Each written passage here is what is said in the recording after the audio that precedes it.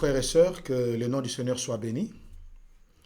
Aujourd'hui, nous commençons une autre séance dans le cadre de versets difficiles. Je crois que vous êtes nombreux à suivre nos vidéos et j'espère que ça vous bénit, ça vous instruit. Gloire au Seigneur. Aujourd'hui, nous avons sur la table un autre sujet. Comment comprendre Acte 13, 48. Acte 13, 48 fait partie, frères et sœurs, des versets, il faut quand même l'avouer, parmi les versets difficiles. Je vais lire pour vous, pour que vous en rendiez compte. La Bible dit dans Acte 13, 48, « Les païens se réjouissaient en entendant cela. Ils glorifiaient la parole du Seigneur et tous ceux qui étaient destinés à la vie éternelle crurent. » Vous comprenez? On dit tous ceux qui étaient destinés à la vie éternelle crurent. Certains pensent, à partir de ces textes, qu'il y a des gens qui sont destinés à la vie éternelle et d'autres, donc, il y en a qui ne sont pas destinés à la vie éternelle. Quoi qu'ils fassent, ils sont déjà d'avance destinés à l'enfer. Et on se sert de ces textes, frères et sœurs, pour soutenir cette thèse-là. Qu'il y aurait sur la terre des gens qui sont d'avance destinés à la vie éternelle et d'autres qui sont destinés à l'enfer. Parce qu'on dit tous ceux qui étaient destinés à la vie éternelle.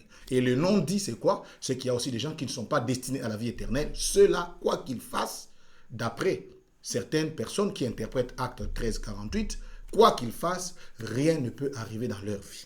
Alors c'est comme ça que nous estimons, frères et sœurs, que ce texte mérite bien qu'on puisse l'analyser, qu'on puisse bien faire son herméneutique, son exégèse. N'oubliez pas, frères et sœurs, qu'on dit toujours qu'une bonne exégèse conduit à une bonne herméneutique. Parfois, pour réussir l'interprétation d'un texte, il faut passer par une bonne exégèse. Et c'est comme ça que vous allez découvrir dans cet enseignement que nous allons recourir à tout un arsenal de mots grecs, non pas dans les soucis de vous épater ou de vous impressionner, mais juste dans le souci de comprendre que la Bible a été écrite dans une langue ancienne comme le grec, une langue difficile ayant un contour sémantique beaucoup plus riche que le français. Et parfois, nous voulons comprendre les pensées bibliques, ok, avec les expressions françaises d'aujourd'hui, modernes. Alors, la compréhension de ces textes, frères et sœurs, passe par deux clés. Et c'est quoi les deux clés? Nous aurons deux stratégies pour comprendre Acte 13, 48. La première stratégie, c'est comprendre d'abord le sens du verbe destiné. Parce qu'on dit, tous ceux qui étaient destinés à la vie éternelle crurent. Comprendre quel est le mot qui a été utilisé pour le verbe destiné. Ok? Gloire au Seigneur. Et puis, après cette première étape, nous allons aborder la deuxième étape qui consistera à examiner le contexte même de Acte 13, 48. Parce que, frères et sœurs, Acte 13, 48 s'inscrit dans un contexte textuel et nous voulons au fait aborder, examiner le contexte dans lequel Acte 13, 48 a été, n'est-ce pas, placé. Commençons alors par les commencements. Première étape de compréhension du texte est Acte 13, 48, c'est que signifie destiné dans ces textes.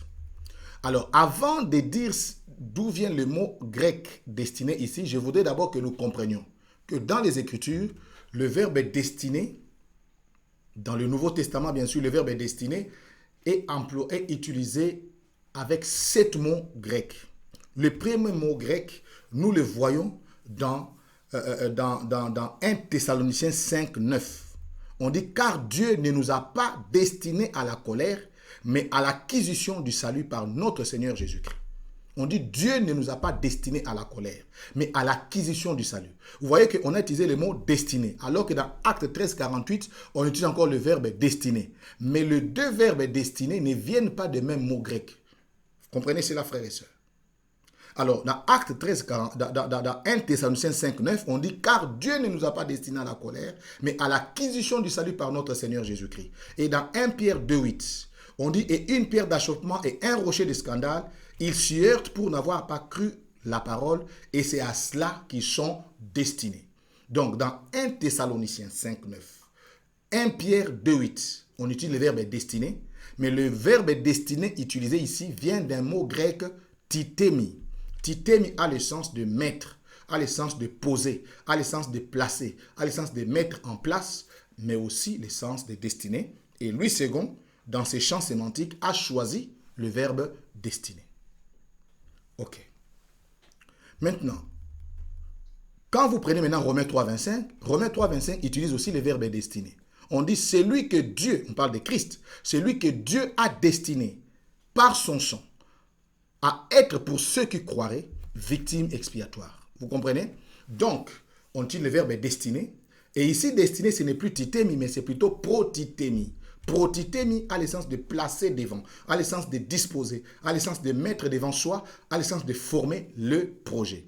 Donc, vous voyez que dans nos Bibles en français, tous ces textes que je viens de lire ont utilisé le verbe destiné, mais pas avec le même mot grec. Et dans l'interprétation, ceci joue beaucoup, frères et sœurs. Alors, par exemple, un autre texte de Actes 22, 14. On dit, le Dieu de nos pères t'a destiné à connaître sa volonté. Là, ce n'est plus titemi ni protitemi, mais c'est un verbe prokirizomai. Prokirizomai qui est utilisé. Ça a le sens de remettre dans les mains. Ça a le sens de démettre. Plutôt, ça a le sens de remettre dans les mains, de déterminer, mais aussi de destiner. C'est comme ça qu'on dit, le Dieu de nos pères t'a destiné à connaître sa volonté. Donc, là encore, on utilise en français destiné, mais en grec, ce n'est pas titemi qui est utilisé, ce n'est pas protitemi, mais c'est prokirizomai qui est utilisé. Gloire au Seigneur. Donc, pour ceux qui n'aiment pas trop qu'on aborde le mot grec et qui pourraient penser que nous sommes orgueilleux parce que nous avons cité des mots grecs, nous vous supplions, ce n'est pas de l'orgueil. Nous sommes en train de faire seulement ce qu'on appelle l'exégèse. Juste pour vous montrer comment on peut aborder un texte pour comprendre avec l'oreille d'aujourd'hui la parole d'hier. Alors, par exemple, dans Acte 3,20, on dit « Et qu'il envoie celui qui vous a été destiné, Jésus-Christ ». On dit « Et qu'il envoie celui qui vous a été destiné, Jésus-Christ ». Ici, le verbe qu'on utilise, ce n'est plus prokirizomai, ce n'est plus protitemi, ce n'est plus titemi, mais c'est plutôt le verbe prokerusso. Prokerusso. Prokerusso a le sens d'annoncer d'avance, d'être destiné. On dit « C'est lui » et qu'il envoie celui qui vous a été destiné. C'est-à-dire celui qui vous a été annoncé d'avance. On dit prokerusso. Et il y a également destiné qui peut signifier, qui peut venir du verbe keimai. Keimai.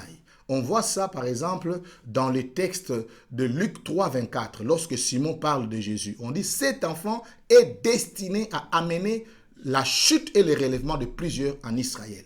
On dit il est destiné. Ce n'est plus prokerusso, ce n'est plus prokirizomai, ce n'est plus protitemi, ce n'est plus titemi, mais c'est maintenant le verbe keimai. Keimai a le sens, frères et sœurs, de mettre, frères et sœurs, en réserve. Quand on dit cet enfant est destiné à amener la chute, donc on peut dire il est établi, il a été désigné, il a été mis en réserve pour amener la chute et le relèvement de plusieurs. Vous voyez? Mais dans nos Bibles en français, c'est le verbe destiné qui apparaît. Mais quand vous utilisez votre Bible en grec, vous découvrez que le verbe grec qui est utilisé dans chacun de ces textes que je viens de vous citer, ce n'est pas les mêmes mots grecs. Donc, la signification que ça peut avoir dans ces textes peut ne pas être le même dans un autre texte. Ok? Nous avons également un autre verbe, c'est proorizo. Proorizo a le sens de décider d'avance, a le sens d'arrêter d'avance, a le sens de prédestiner, a le sens de prédéterminer. Gloire au Seigneur. Alors, Romains 8, 29 dit quoi? Car ceux qu'il a connus d'avance, il les a aussi prédestinés à être semblables à l'image de son Fils. On dit ceux qu'il a connus d'avance, il les a aussi prédestinés à être semblables à l'image de son Fils. Le verbe qu'on utilise en grec ici, c'est le verbe proorizo, qui a le sens d'arrêter d'avance. Ceux qu'il a connus d'avance, il les a aussi prédestinés. Il a décidé d'avance qu'ils soient semblables à l'image de son Fils. C'est proorizo qui est utilisé dans Romains 8, 29. Mais la question, est-ce que dans Actes 13, 48, lorsqu'on dit que ceux qui étaient destinés à la vie éternelle crurent, est-ce que c'est le verbe proorizo qui est utilisé? Est-ce que c'est le verbe prokirizomai qui est utilisé? Est-ce que c'est le verbe keimai qui est utilisé? Est-ce que c'est le verbe protitemi qui est utilisé? Est-ce que c'est le verbe prokeruso qui est utilisé? Est-ce que c'est le verbe titemi qui est utilisé? Nous disons non. Frères et sœurs, destiné vient des tasso dans Acte 13, 48. On a utilisé le verbe tasso dans Acte 13, 48. Tasso a le sens de poster, assigner une place à quelqu'un, destiné, soumettre. Alors c'est comme ça qu'on utilise le verbe tasso. Mais le verbe tasso qui est utilisé ici dans Acte 13, 48, quand on dit que ceux qui étaient destinés à la vie éternelle crurent. Le verbe tasso a aussi plusieurs significations. Il a un grand champ sémantique lui-même. Destiné en français a plusieurs champs sémantiques en grec. Et tasso lui-même signifie beaucoup de choses. Et il faudrait maintenant voir dans la signification de tasso quelle est la signification la plus correcte qui soit en paix avec la doctrine, qui n'énerve pas l'enseignement général des Écritures. Alors, tasso, quand vous voyez le verbe tasso, tasso veut dire soumettre. On dit, les centenaires disent, car moi qui suis soumis à des supérieurs. On utilise tasso. Et dans Matthieu 28, 16, on dit, les 11 disciples allèrent en Galilée sur la montagne que Jésus leur avait désignée. On utilise tasso. Est-ce que dans Acte 13, 48, on doit choisir désigner? On doit choisir soumettre? Quel est le mot français qui correspondrait le mieux pour tasso dans Acte 13, 48? Et le mot français qu'on va mettre là ne devrait pas trahir ou énerver la doctrine biblique dans son ensemble. C'est au fait ça la démarche exégétique qu'il faut avoir avant d'aboutir à des conclusions hâtives. Alors, on a par exemple Acte 15, 2, on dit Paul et Barnabas eurent avec eux un débat et une vive discussion et les frères décidèrent que. Et les frères décidèrent que. Vous voyez? Donc là encore, on utilise tasso, mais tasso dans le sens de décider et non pas dans le sens de destiner. Et dans Acte 22, 10, et le Seigneur me dit, lève-toi, va à Damas, et là on te dira ce que tu dois faire. Là, le verbe faire qu'on utilise a le sens aussi des tasso. Et frères et sœurs, dans Acte 28, 23, on dit, ils lui fixèrent un jour et plusieurs vinrent le trouver. Là encore, tasso a le sens du verbe fixer. Et dans Romains 13, 1, on dit, car il n'y a point d'autorité qui ne vienne de Dieu, et les autorités qui existent ont été instituées. On utilise tasso. On n'a pas dit ont été destinées, mais ont été instituées de Dieu. Vous voyez? Donc ici encore c'est tasso, mais quand Luc, Louis II traduit, il choisit le mot français qui correspond le mieux au contexte. Et nous sommes au fait dans cette démarche-là de l'herméneutique en recourant à l'exégèse. Le mot grec qui a été utilisé. Quel est son contour sémantique et quel est le choix du mot adéquat par rapport à l'enseignement général de la parole de Dieu qui n'énerve pas la doctrine. Dans 1 Corinthiens 16, 15, on dit que et qu'elle s'est dévouée au service des saints, ça encore c'est tasso. Alors, nous allons vous dire la signification de tasso qui convient le mieux dans Acte 13, 48, c'est tout simplement décider. Décider ou bien c'est décider, c'est le mot qu'il faut. Alors frères et sœurs, la deuxième étape dans l'étude de Acte 13, 48, ce n'est pas seulement comprendre le mot grec qui est utilisé pour le verbe destiné, mais c'est aussi examiner le contexte d'Acte 13. Examiner le contexte d'Acte 13. Dans Acte 13, il est question de quoi? L'Église est en prière, frères et sœurs. Le Saint-Esprit dit, mettez-moi à part Saul et Barnabas pour l'œuvre à laquelle je les ai appelés. Et la Bible dit qu'après avoir écouté le Saint-Esprit, l'Église va jeûner et prier et ils ont imposé les mains à Saul et Barnabas. Et la Bible dit que Paul et Silas, Paul et Barnabas, envoyés par le Saint-Esprit, descendirent à Séleucie. Et on commence à citer les différentes villes où Paul et Barnabas vont se rendre, et notamment à l'île de Paphos. Et lorsqu'ils arrivent à Paphos, c'est là qu'ils rencontrent le magicien.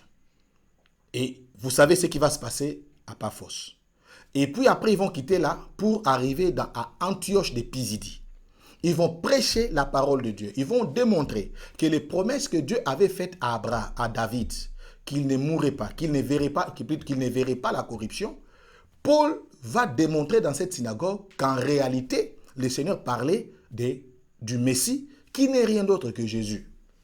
Lorsqu'il parle ainsi, les pharisiens, plutôt les juifs, vont être touchés et intéressés par le message que Paul prêche. Ils vont lui dire, reviens les sabbats prochains. Paul revient et il commence à prêcher dans les synagogues. Il prêche dans les synagogues et les gens sont touchés par l'enseignement et Paul devient populaire. Les Juifs, voyant que Paul aborde des sujets très difficiles, prouvant que les promesses que Dieu avait faites à David, en réalité, ça s'est accompli avec le Christ. Et le Christ, c'est lui-là, Jésus.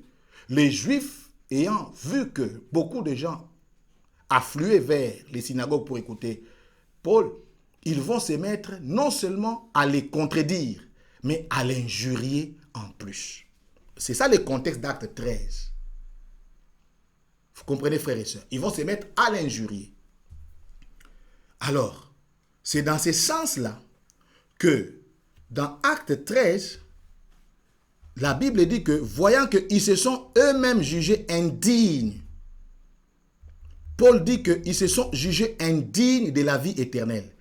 Vous voyez? Cette attitude de la part des Juifs ne signifie qu'une seule chose. Les Juifs se jugent indignes de la vie éternelle. C'est comme ça que Paul et Barnabas vont leur promettre de se tourner désormais vers les non-juifs. C'est comme ça qu'ils vont dire dans Acte 13, 48 qu'ils vont apporter la parole aux non-juifs. Maintenant, la Bible dit, et les païens, c'est-à-dire les non-juifs, se réjouissaient en entendant cela.